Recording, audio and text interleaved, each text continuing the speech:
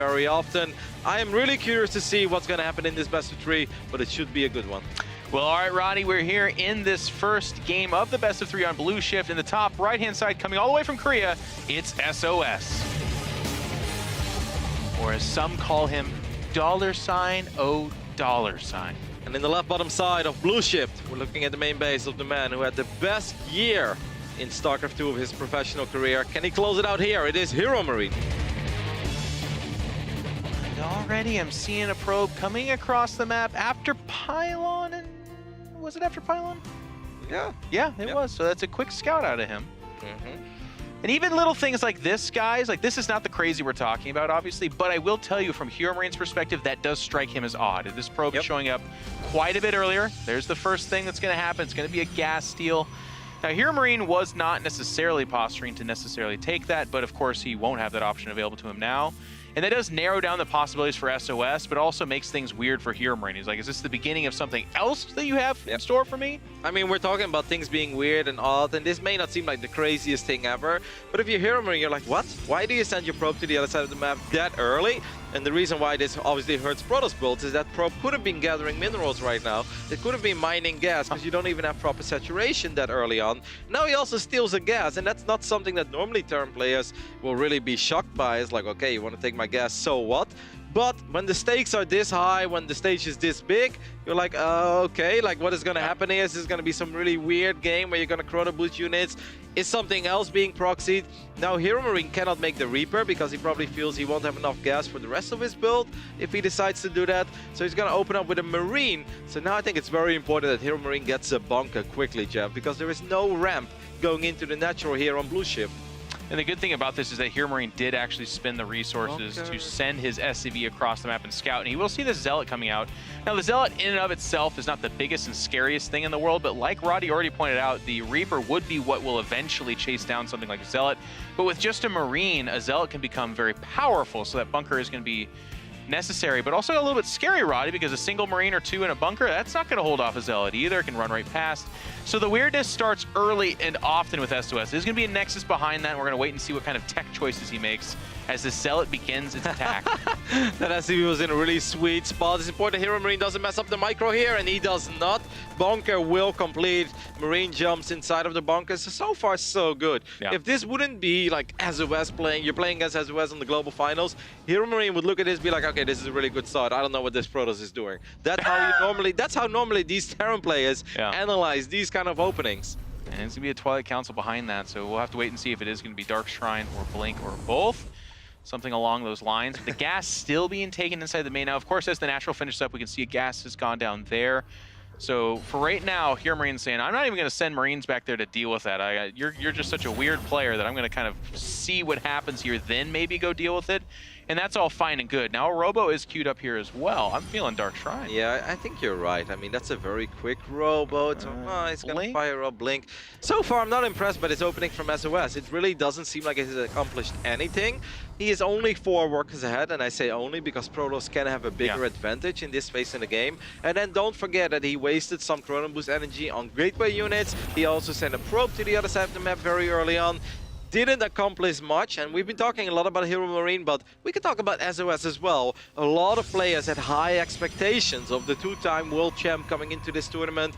That first series that sOs had in this tournament against sero, I mean, yeah, sero is fantastic, sero is amazing, and we can't stop talking about how good sero is. Oh, this doesn't look like anything so far, Jim. No, this is actually just straight up bad. He's going to lose 3 out of the 4 units. His Stalker is getting low health. He's trying to kite here, but he's at risk of just straight up losing the Stalker. It's going to tuck its tail and back out of here. I think the Reaper can kill him, and the Reaper is a lot faster. Now, obviously, Stalkers can take out Reapers, but that Stalker goes down too. And I mean, this is more of sOs against sero so far. This is an absolutely disastrous start for the Protoss player. It really is. And with that Robo coming out, we're going to see some observers. Blink Stalkers queued up behind this.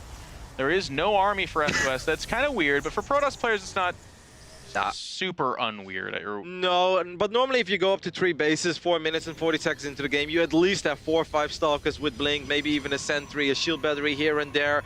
He was taking his third nexus of 3 army supply, of which 1 was an observer. Okay, a little greedy. Yeah, We'll call it a little greedy. I mean, how about double forge on top of that, Roddy? Yeah, I don't know what I'm looking at. And now this Reaper is getting a 5-minute scout, which is also unusual. I know this sounds like Roddy and I are picking on SOS right now, but I do have to kind of just illustrate how I'm trying to use like caster polite language right now. This is bad. This is quite bad. Where's the observer? Can we take a look at it real quick? Did the observer 2 observers actually. Did the observer see this army move out? No, did he F2 or something? It almost felt like he F2'd his observer back. The Stalkers are now in a very awkward spot because the Marines are already on the right side. And this means SOS is going to be, okay, this is I think it's actually good for SOS. There's no medevacs here. The unit count is not super impressive. I want to see that tank fight. Come on, HeroMarine. What are you doing with that tank? That tank could have easily fought these Stalkers. Yeah, exactly. A lot of time being bought here, by the way. Oh, we actually missed out on this Liberator getting 6 kills. Very impressive over there. The tank is quite low in health. 3 out of 4 Stalkers went down so far. Sure, SOS is buying time for this Nexus. That's nice and all. But once again, Stalkers are not cheap units. HeroMarine is up 10 SCVs, Jeff. 10. A Terran player being up 10 workers against the Protoss. Not bad. This harass will kind of cease. I think it's the right choice from HeroMarine. He's going to pull back. He got some damage done with the Liberators. He actually escapes with the tank. That's going to be the critical unit there. You can lose a few Marines, that's fine. They're mostly disposable. We want to keep that tank count getting higher. Lots of gateways finishing for SOS, but as Roddy's been pointing out, the probe count is not super mega impressive. So yes, he is on 3 bases, but it is actually functioning as just now almost full saturation on 2 bases. HeroMarine is getting a turret there, and that's an anti-Dark Templar turret. Obviously helps against observers as well, but it's mostly like, this is going way too good, and that must mean that something else is going on. No, this is actually it. And you know what's worth mentioning? I don't think he necessarily forgot it. Maybe he was low on gas, but SOS still didn't start either charge or glaives. I'm expecting charge here, but it's important that he does fire that up soon, because just blink Stalkers are not going to cut it eventually. This is not a good game so far from SOS. Absolutely not. And he keeps trying these little maneuvers and losing a few units here and there. He's already wiping in Zealots, Jeff. I think he's forgetting. Are these the Zest slow Zealots from Home Story Cup fame? It's really important that he fires up charge soon, guys. Otherwise, his army is gonna be awful. There's no other way. No, it's a mistake, Roddy. Okay. Oh no, there it is. Actually, okay. Well, if it was a mistake, he's now realizing it. 2-2 has not been started yet either, but he actually has an upgrade advantage for right now against HeroMarine. So HeroMarine just finishing up combat shields fairly soon here as well, and stim. So that's worth noting. The aggression will wait until then. Scans, again, sees no gases at the 3rd. HeroMarine is in an absolutely phenomenal spot. The Warp Prism takes a lot of damage, but these Zealots don't have charge yet, so it really shouldn't be that hard for the German Terran player to clean this up. The Stalkers are still annoying. I do like what SOS is doing here, a little bit of multi-prong. He is floating money, but he's got a lot of gateways, but the Prism does not He didn't have stim. He actually didn't have stim to finish it off.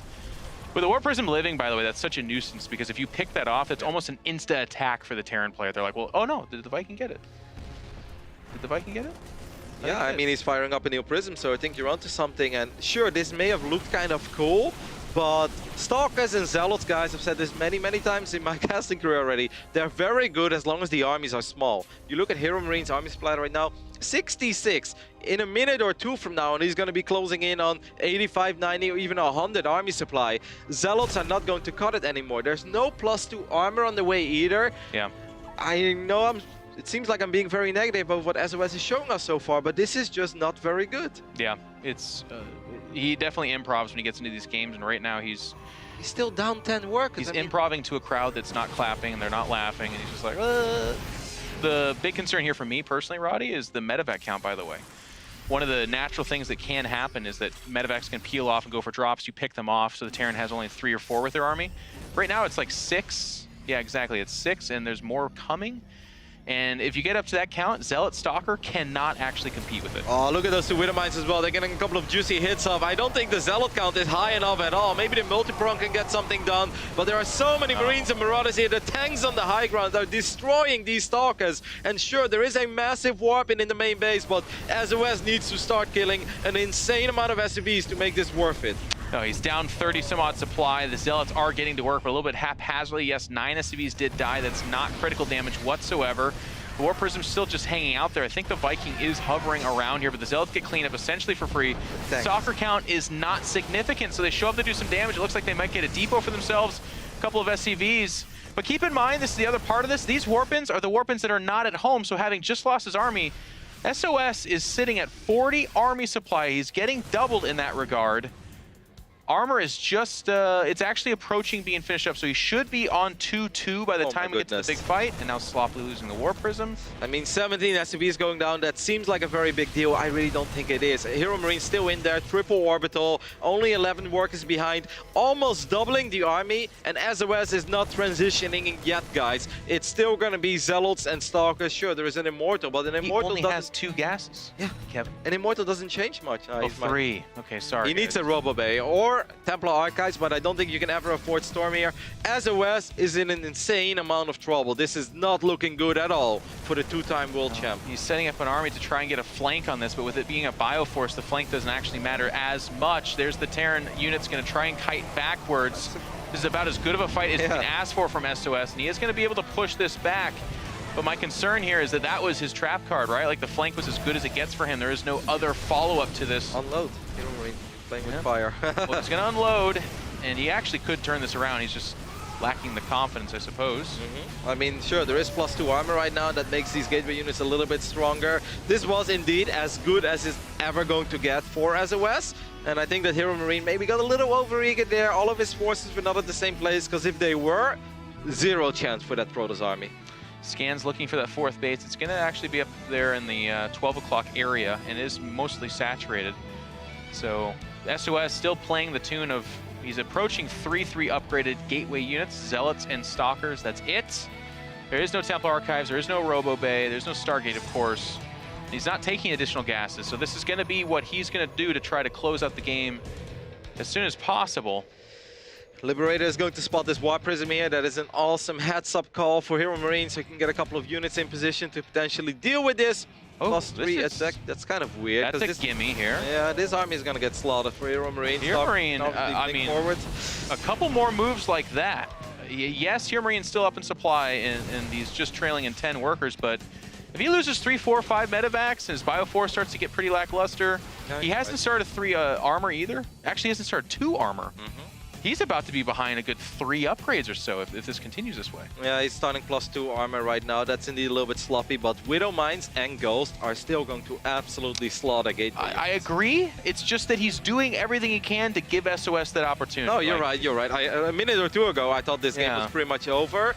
Now I feel that SOS had a couple of favorable trades, but I still don't love it for SOS at all. He's going up to 5 bases, still making Zealots and Stalkers. Now, you know, I'm a fan of this playstyle, but I also know that eventually you need something else. You look at the supply of HeroMarine, he is close to maxing out. I don't think you can defeat a maxed out Terran player with just Zealots and Stalkers. No, what I want to see from SOS is the counterattack, obviously, and then like a Dark Shrine, Temple Archive, something behind that. Disruptors, I think, are always or Disruptors, but if you can pick off all the command centers, and all of a sudden a couple of Dark Templar can actually win you the game. He's going to go for the fight, though, against his Bioforce. He blinks forward on top of the tanks. It is only just the 2 tanks, but the Bioforce on the right side is evaporating the Zealots, and that is going to... Oh, the Widow Mine stealing a heavy right hand to the majority of that force, and there is the reason why Kevin was a little bit concerned for SOS. He loses a lot there.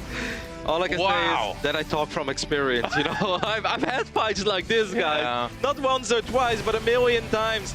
You need a Robo Bay. Storm is obviously awesome, but since Ghosts are already out, Disruptors are actually pretty damn cheap units, and they can really turn games upside down. But if a Terran player is at 180 supply, Zealots and Stalkers are not going to cut it. Even if you are 2 upgrades ahead, it doesn't matter. EMP, Widow Mines, and Zealots will disappear. And you can see SOS now shifting over to that kind of counterattack mentality, saying every time you leave, I'm going to attack you. And that's not a bad idea, honestly. That's what I wish he would have done with the major army that he just lost, because HeroMarine is only on 3 bases. He's not making a 4th command center.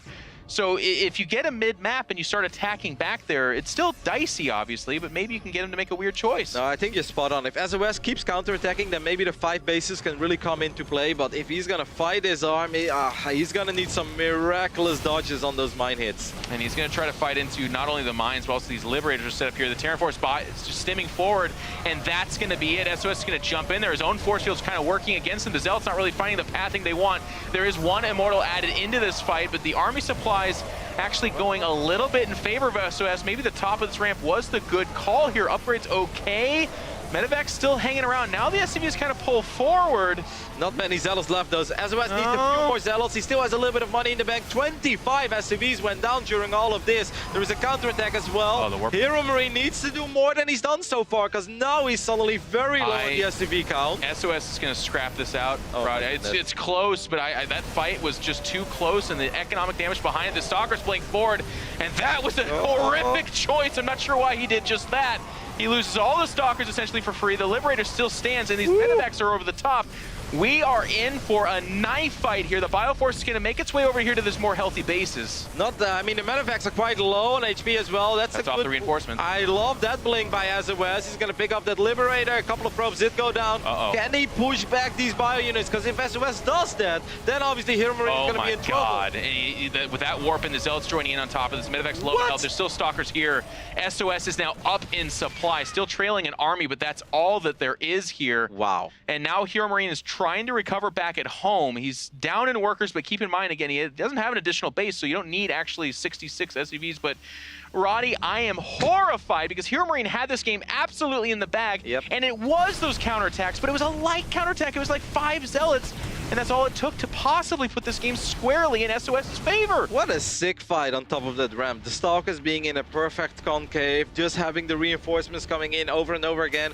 HeroMarine brought SCVs as well, which I thought was a little bit confusing. I don't think that was necessary, and I really don't think they added that much either, but damn, that was a hold in the end. And sure, SOS is still down a little bit in army supply, but he's got those extra bases, and Zealots and Stalkers do shine once the armies get a lot smaller. And, well, HeroMarine's army is an insane amount smaller right now. And now all of a sudden those 5 bases become a super big, oh my gosh, both ghosts get called. Okay, just one of them pays for it, but they do get called out there. Wow. SOS is relentless with this, and it's that fearlessness too, by the way, Roddy. Like, some of these blinks have obviously been pretty terrible, but because he's just so rich, he's got so many bases, a lot of those trades, while they were not favorable to him, they've kind of whittled HeroMarine down and put him in this position where one counterattack and all of a sudden SOS can win this game.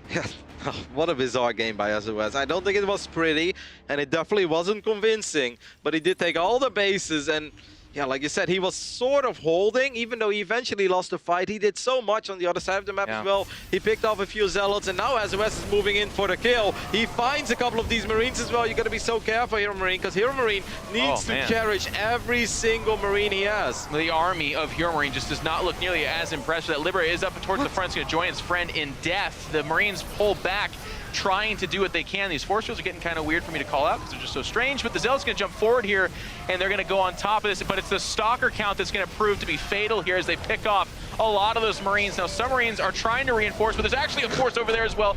SOS is going to claim this first game, and I'll tell you what, it got ugly, it got weird, but SOS, that's where he shines, man. You want to get ugly, you want to get weird. He's the guy that's comfortable there. And I was waiting to call out HeroMarine is the winner of this first game, but gosh, that counterattack. Explain this game. You can't. And look, here's the thing too, by the way. I want people to know this. Mistakes were made. It's not, like, Roddy and I are not wrong on this. My explanation is, I love that in StarCraft. That's the beauty of this. These guys are playing for so much. There's so much pressure on them. The loser of this is out. You're done. And it's the last major significant tournament of the year. So they're fighting desperation here. And SOS in particular, like Artosis said, he's one of the favorites to win this tournament, or at least plays very highly. He could have lost here, and that could have been 0-1 in a best-of-3 for elimination. I would have loved to see HeroMarine obviously be a little more on point when it comes to the upgrades, because he didn't start +2 when he obviously could have. And I also think we can be a little bit critical of why did he never throw down a 4th CC? You know, you can always fly it over. You can build it in defensive. He didn't need to end the game there with that push. I cannot fault him for thinking he could, because he had 180 supply and he's fighting Zealots and Stalkers. So I absolutely understand the move out. Looking back at it, you could say it wasn't necessary. I don't really understand why he brought SCVs as well. That was really confusing to me. And then he didn't use them for the most part. Yeah, they were just kind of standing there. And then on top of that, he lost SCVs because a couple of Zealots showed up at his third base. And that's where things suddenly took a downward spiral real quick. I mean, that was a bizarre game, and I think a game that's really hard to forget for HeroMarine because he had that one. sOs did not have a pretty early game. You leave a Liberator behind, you rally your units over to that third, and I think this is a very different game. But either way, we are now in game number 2 with sOs leading 1-0 in this best of 3. In the top left-hand side of Dreamcatcher, it's the Korean Protoss, sOs. I wonder how he feels about the game. He's like, yeah, another game. Went according to plan, you know. Not every fight went my way, but that's kind of how I envisioned it all along. In the right bottom side, we're looking at the main base of our German Terran. He's down 1-0. This is his last shot. It is HeroMarine. You know, Roddy and I had the honor of casting HeroMarine's first series against Zest, and I'll tell you, one of those games we talked a lot about how it's going to haunt him. Like, that's a game he should have won. This game was worse. This game was... like HeroMarine, you play that out 10 times, you probably win 7 or 8 of them. And I know that sounds really severe, but I'm telling you. I would say 9, I mean it. I'm saying 7 or 8 to be safe. But you're right. Like most of the cases, you button up that third, you throw down a 4cc, you take a more cautious fight over there. It's just Zealots and Stalkers. As the game goes on and your ghost count gets to 5 or 6, your upgrades start to sync up. You max out on Zealot Stalker, there's not much more that you can do with that. You can only fight or maybe counterattack, and the Terran is the one that gets to have more options as the game progresses. To explain maybe to some of the viewers, why did HeroMarine attack if he didn't really have to? Because technically, I know it looked like sOs had a big economic advantage, but that really wasn't the case for the majority of the game. Having more bases doesn't necessarily mean you have a much better economy. Right. Sure, he had a slightly higher mineral income, but even that was close because of the triple orbital command. I think that HeroMarine moved out because he felt this is my moment to only fight Zealot Stalker before either Disruptors, and Terran players hate Disruptors show up, or maybe Colossus, or that Templar transition finally kicks in. He felt this is my moment to fight Zealot Stalker, this is where I'm going to end the game. But sOs wasn't transitioning, and as long as the Protoss is not transitioning, then it's up to the Protoss to force the fights, because the longer it goes on, the worse that composition becomes. Well, to put it differently, Kevin, I think HeroMarine moved out because he thought he was going to win. Yeah. And that sounds really simplistic. A lot of people are like, don't you always move out to win? No. A lot of times you move out to win positioning or to do some damage to potentially win later. HeroMarine, I believe, pushed out literally because he thought we're one fight away and then you GG and I win this game. Yep. And he wasn't entirely wrong. It's just that he didn't kind of cover his bases quite literally. And the defense. And the fight went better than I think. I mean, I didn't go into it thinking sOs was going to do that well. Same here. But ramp advantage is a big deal. Yep. I saw tanks on the low ground. I saw an insane amount of bio units. I saw a couple 2 Liberators, mines. Yep.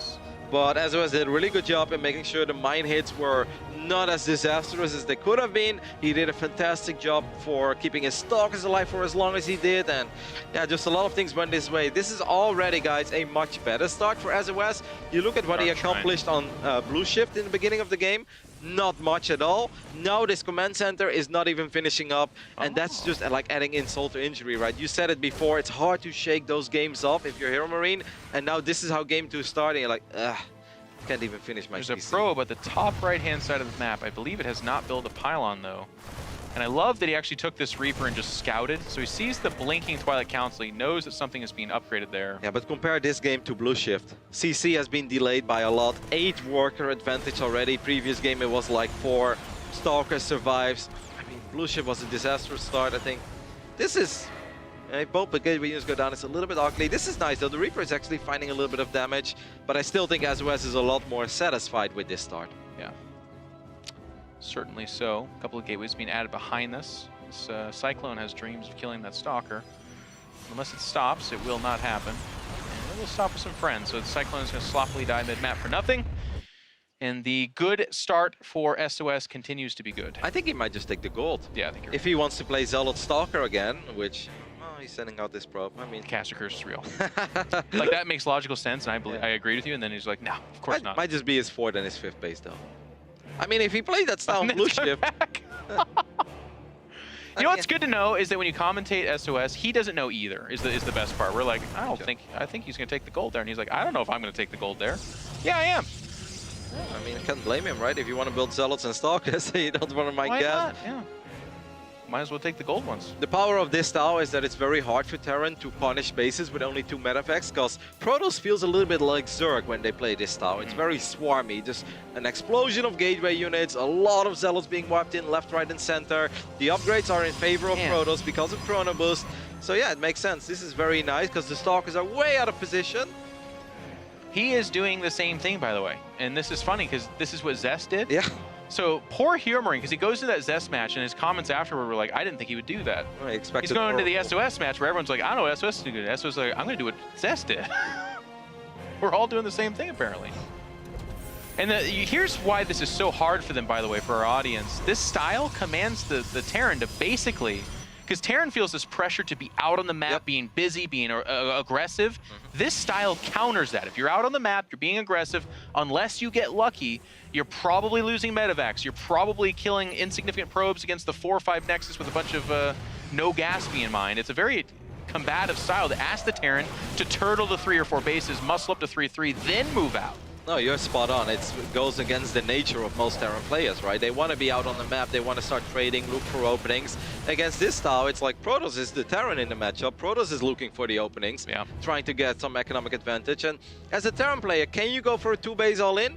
Sure, if you make a bunch of bio units, and it seems like HeroMarine is doing this, by the way. It's just pure Widow Mine and pure bio units, but it's so tough to make that call, right? This is BlizzCon. This is your tournament live on the line.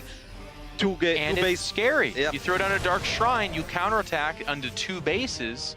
You don't have ghosts, you don't have scans after that, and you can actually just lose the game, especially with the gold base out there, by the way.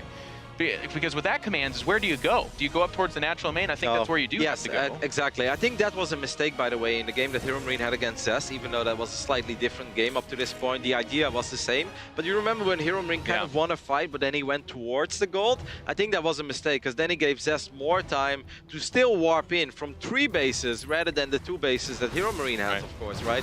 So I think if you go for a 2-base build like this, you go for the kill. I love that SOS picks up the missile turret, because you mentioned DTs. Oh, yeah. It's something that HeroMarine has to be very concerned about. He actually hasn't added at all. He's not even thinking about it.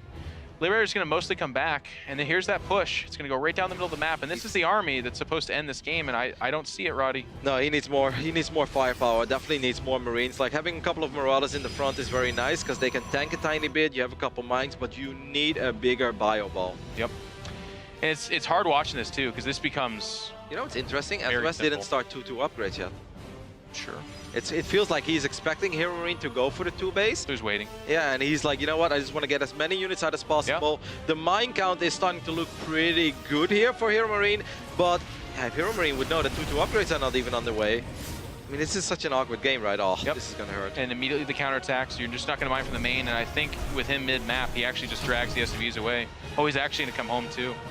And there is the 2-2 queued up and a 4th Nexus, and it gets to this certain point where basically double gold. SOS says, yeah, I mean, if you're literally not going to come out off this 2-base all-in for that long, I will actually just take another base. Double gold.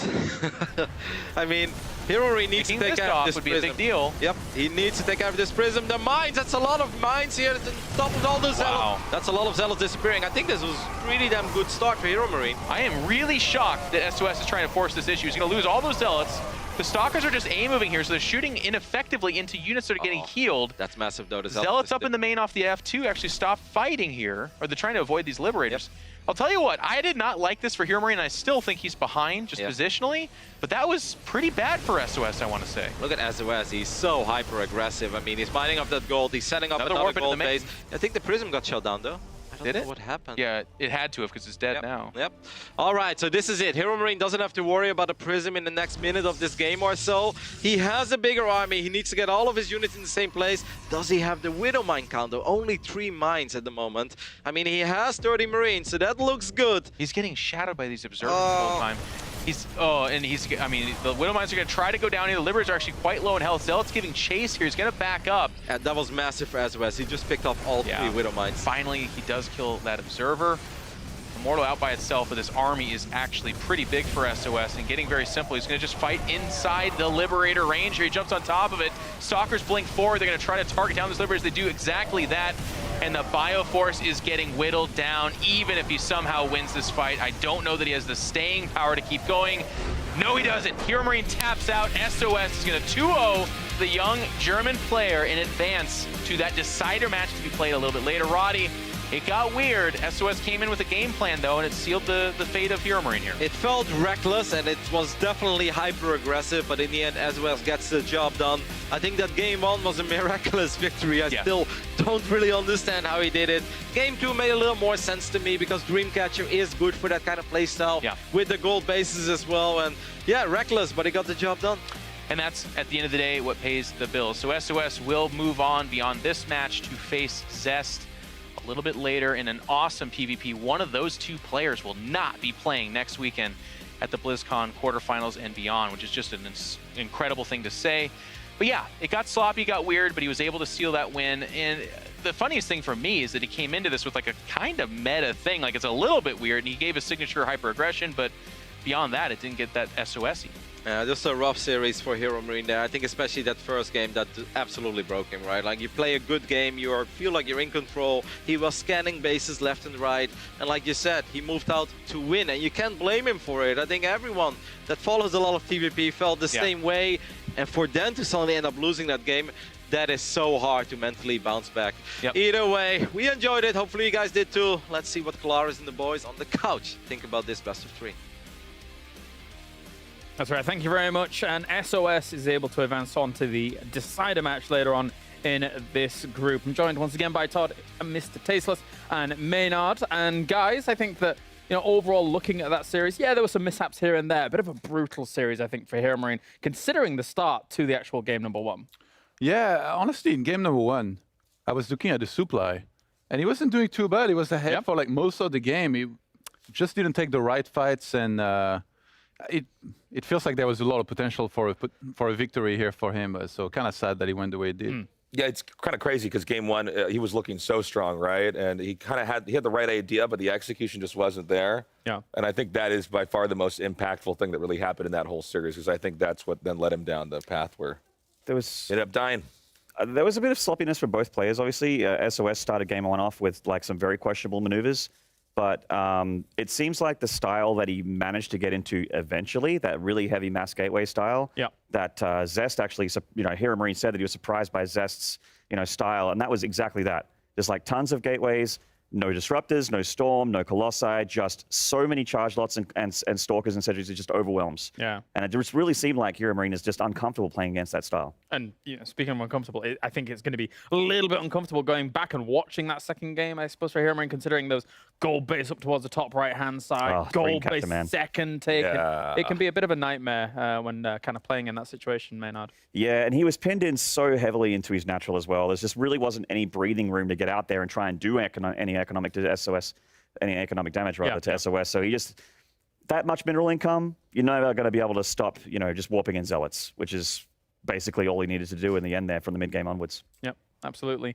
Nick, looking at that overall though, tough for HeroMarine, but good for sOs being able to kind of get that under his belt, move on to the next match. And I mean, let's not count him out. Okay, he's done this twice before. That's insane. So quietly, he's going to be moving forward, you know, through the tournament. Let's see how far he can actually go, because we've had enough times here at the World Finals where people are not necessarily thinking about SOS first and foremost, but he takes the whole thing anyways. I think he's going to need to shape up, though, if he's going to have any chance at winning this actual tournament. Like, sure, he might make it to the round of 8, but if he's playing like that in, you know, the group stage games, he's going to need to do better than that to beat some of the big games. That's right, yeah. We can talk about that in a moment, of course. As we're ready to head over to the interview with Zest, who is moving on. Sorry, not Zest, even sOs. He got me confused for a second there. Blame me. Thank you very much, James. And I'm here with sOs. Congratulations, what a weird series. I want to talk about this game 1, what happened here. 축하드립니다, 우선. 근데 좀 약간 이상한 경기들이 나는데 1세트 때 대체 어떤 일이 있었던 건가요? 우선 1세트 하는데 좀 여기가 춥다 보니까 너무 신경 쓰여서 하다 보니까 실수가 너무 많았는데 그래도 상대 선수도 실수 다행히 많이 해줘서 이길 수 있었던 것 같아요. So for game 1, I made a lot of mistakes. And actually, it's really cold in the studio. But hopefully, the opponent made a lot of mistakes too, and that's why I could win. And after such a game, how can you pull yourself together to focus again for game 2? 약간 이런 경기가 나오고 다시 이제 2세트를 시작할 때 어떻게 다시 약간 멘탈을 잡으시나요? 딱히 멘탈은 잡지 않고 그냥 이 맵에서 뭘 할지 생각하는 편이에요. Well, my mental was okay, but I was just thinking about the build I was going to do on this map. Okay, so now you're going against Zess, and I checked your head-to-head score, and you are down 5-13. Are you afraid of Zess? Or are you confident? How do you feel? 이제 다음에 주성 선수를 만나게 되는데 전적을 확인해 보니까 한 5대 14로 주성 선수가 좀 많이 이겼더라고요. 그게 약간 좀 인식도 되고 좀 이제 어떠신가요? 자신감 있으세요? 우선 성욱이가 푸프전을 좀 잘하다 보니까 신경 쓰이긴 하는데 그래도 좀 단두대 매치이기 때문에 서로 심정은 비슷할 것 같아서 그냥 좀 편하게 해볼 생각이에요. 그럼 약간 우리 김유진 선수가 약간 시크릿 빌드 같은 거 좀 많이 좋아하시는데 그런 거 준비하셨나요? 제가 세랄 선수 전만 준비 많이 했었는데 좀 세랄 선수한테 져가지고 딱히 비장의 수는 별로 없는 것 같아요. 그냥 잘해봐야 될 것 같아요. So against Zest, you know, he's a really good Protoss and his PvP is pretty strong. But I think we're pretty even, so I'll just try my best. And I asked if he had any special build prepared against Zest. And he said, you know, I was more focusing against Cyril, but I lost and I didn't really have time to prepare any special build against Zest. So let's see how it goes. Thank you very much. Great talking to you. And I can't wait to see the next game against Zest. Back to you, boys.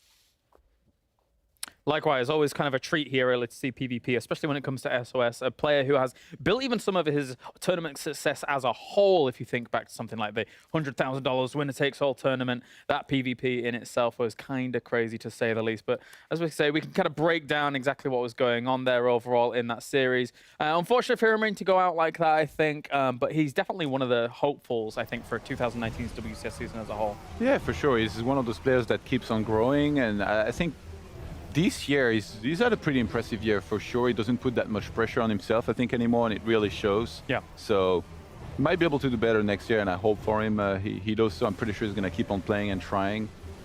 And yeah. Yeah, Maynard, you've watched him throughout the WCS series, and again, unfortunate to go out. You're walking away with $14,000, so it's not that bad. It's but always a chance for more. As they say where I come from, it's not bloody bad, Claris. There you go, it's not bloody bad. It's I like that. 14K just for showing up is pretty good.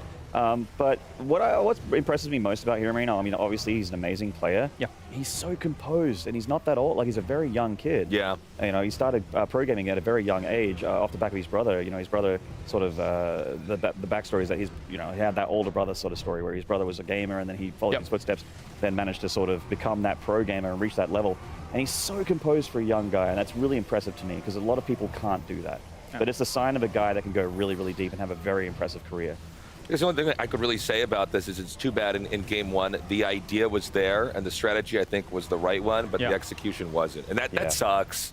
You know, you get all the way to the end of the year, you get to this moment, and you had conceptually what you needed, but you couldn't pull it off. Yeah, the back and forth that they really had. We saw it there. A lot of us in the back were like, well, you know, HeroMarine's got this. Yeah. But it did not materialize towards the very end. Someone who's also very composed, I think, in a lot of situations is SOS Maynard, and he kind of kept his composure throughout that. We even heard in the interview, he knows that there were a few mistakes, but he also gave HeroMarine and said that there was many mistakes there on the other side as well, which eventually led to the SOS victory. Yeah, a bit of a comedy of errors, I guess, in game one especially. Game two was a little bit tighter, but still a few mistakes. I think, but you know, to go back to what you said, James, I just really think you'll be hard pressed to find a player from Jin Air that cracks under the pressure on stage. Like, even though it is BlizzCon, it's the biggest tournament of the year, and this is when you think that their composure would crack. I doubt we'll be seeing it from any of them.